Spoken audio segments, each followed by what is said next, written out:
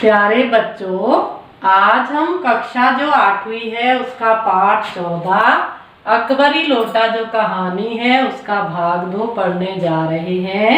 भाग 1 हम पढ़ चुके हैं और कहानी में हम ये जान चुके हैं कि जो लाला झाऊ लाल है वह उनकी जो पत्नी है उनसे 250 रुपए की मांग करती है। तो लाला झाऊ लाल जी के पास इतने पैसे नहीं होते हैं और वह चिंता में डूब जाते हैं।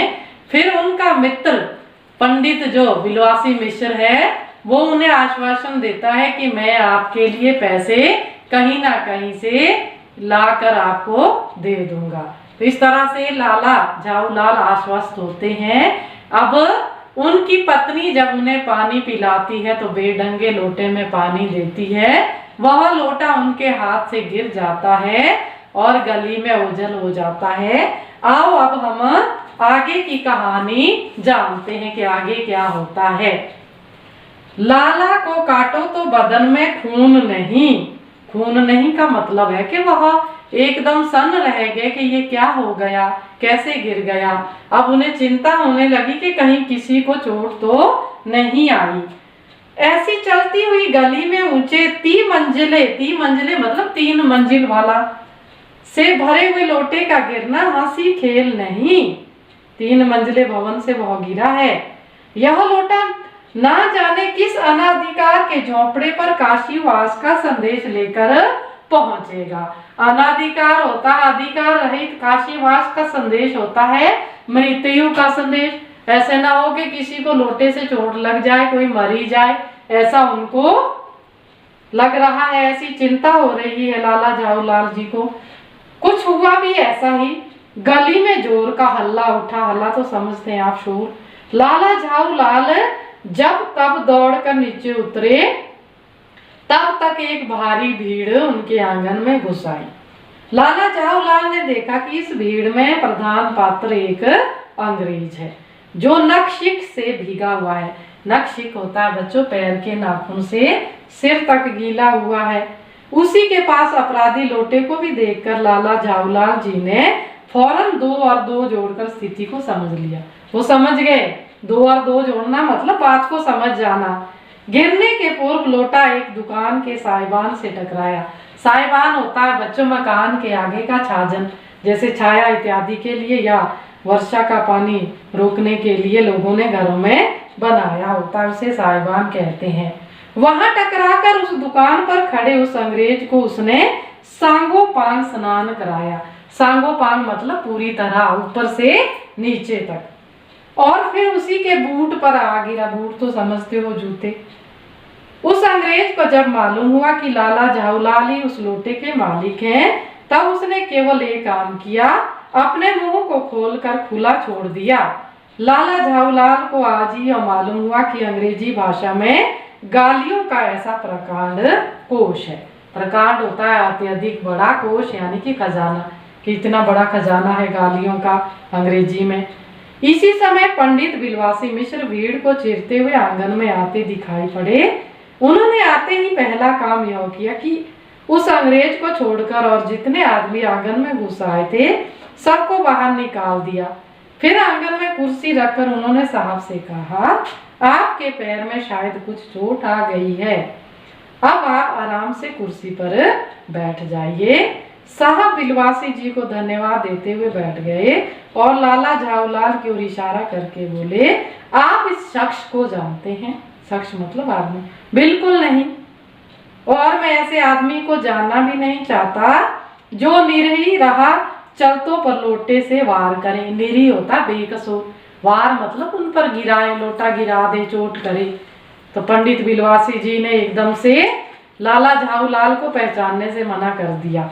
मेरी समझ में ही इज अ डेंजरस ल्यूनाटिक, यानी यह खतरनाक पागल है, अंग्रेज कह रहा है।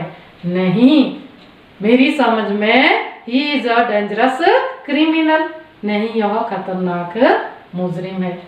परमात्मा ने लाला झाऊ लाल की आंखों को इस समय कहीं देखने के लिए साथ खाने की भी शक्ति दे दी होती तो यह निश्चय है कि अब तक बिलवासी जी को वे अपनी आंखों से खा चुके होते। ऐसा क्यों? क्योंकि पंडित बिलवासी मिश्र मित्र तो है लाला झाऊलाल के, लेकिन अब पहचानने से मना कर रहे हैं जब मुसीबत आई लाला झाऊलाल पे। और साथ किसका दे रहे हैं? उस अंग्रेज का जिस पर वह लोटा गिरा है। वे कुछ समझ नहीं पाते थे कि बिलवासी जी को इस समय क्या हो गया है। साहब ने बिलवासी जी से पूछा, तो क्या करना चाहिए? अब चित्र में भी आप देख रहे हो, अंग्रेज के सामने बिलवासी जी खड़े हैं।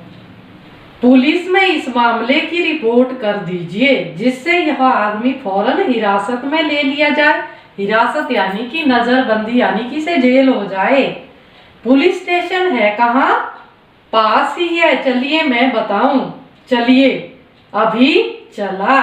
आपकी इजाजत हो तो पहले मैं इस लोटे को इस आदमी से खरीद लूं। इजाजत मतलब आज्ञा। क्यों जी, बेचोगे? कौन पूछ रहा है ये? पंडित बिलवासी मिश्र लाला झाऊलाल से पूछ रहे हैं। मैं 50 रुपए तक इसके दाम दे सकता हूँ। दाम यानी कि कीमत। लाला झाऊलाल तो चुप रहे, पर साहब ने पूछा, साहब कौन? अंग्रेज। इस रद्दी लोटे के आप 50 रुपए क्यों दे रहे हैं? आप इस लोटे को रद्दी बताते हैं? आश्चर्य! मैं तो आपको एक विज्ञ और सुशिक्षित आदमी समझता था। विज्ञ होता है जानकार, सुशिक्षित मतलब अच्छा पढ़ा लिखा। आखिर बात क्या है, कुछ बताइए भी। जनाब, यह एक ऐतिहासिक लोटा जान पड़ता है। जान क्या पड़ता है, मुझे पूरा विश्वास है। यह वह प्रसिद्ध अकबरी लोटा है जिसकी तलाश में संसार भर के म्यूजियम परेशान है। म्यूजियम होता है बच्चों संग्रहालय, जहाँ पुरानी चीजों को इकट्ठा करके रखा जाता है। यह बात? जी जनाब, 16वीं शताब्दी की बात है। बादशाह हुमायूं शेर शाह से हार कर भागा था और सिंध के रेगिस्तान में मारा मारा फिर रहा था।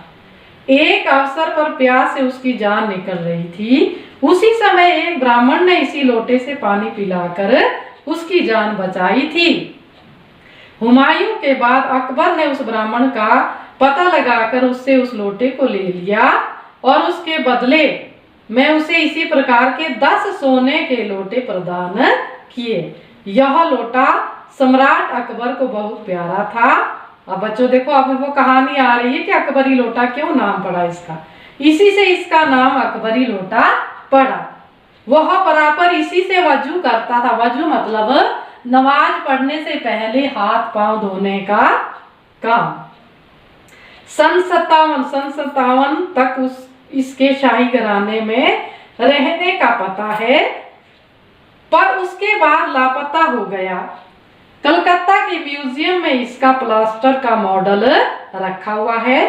पता नहीं यह लोटा इस आदमी के पास कैसे आया। म्यूजियम वालों को पता चले तो फैंसी दाम देकर खरीद ले जाए। फैंसी दाम बच्चों, अच्छी कीमत। तो ये हमने कहानी का दूसरा भाग पढ़ा, तो ये आपको जरूर समझ आया होगा। तो इसमें हमने जाना कि लोटा एक अंग्रेज के सिर पर गिरता है, उसे चोट आती है और वह गाली निकालता हुआ लाला झाऊलाल की ओर आता है। पंडित बिलवासी मिश्र जो है स्थिति को समझते हुए लाला झाऊलाल को पहचानने से मना करते हैं और अंग्रेज का साथ देते हैं और उसे कहते हैं कि पुलिस में इस बात की रिपोर्ट करते हैं। लाला झाऊलाल उनकी बात को समझ नहीं पाते हैं और पंडित बिलवासी मिश्र कहते हैं कि पुलिस के पास जाने से पहले मैं इस लोटे को खरीद लेता हूं, क्योंकि मुझे ये लोटा ऐतिहासिक लगता है और मुझे लगता है यह वही लोटा है जिसके बदले में अकबर ने एक ब्राह्मण को 10 सोने के लोटे दिए थे और संसार भर के म्यूजियम इस लोटे की तलाश में है। तो मैं पहले इस लोटे को खरीद लूं, फिर कहते आपके साथ पुलिस स्टेशन चलता हूँ। तो बच्चों, अब आज हम यहीं तक पढ़ेंगे कहानी को। तो बस आज इतना ही।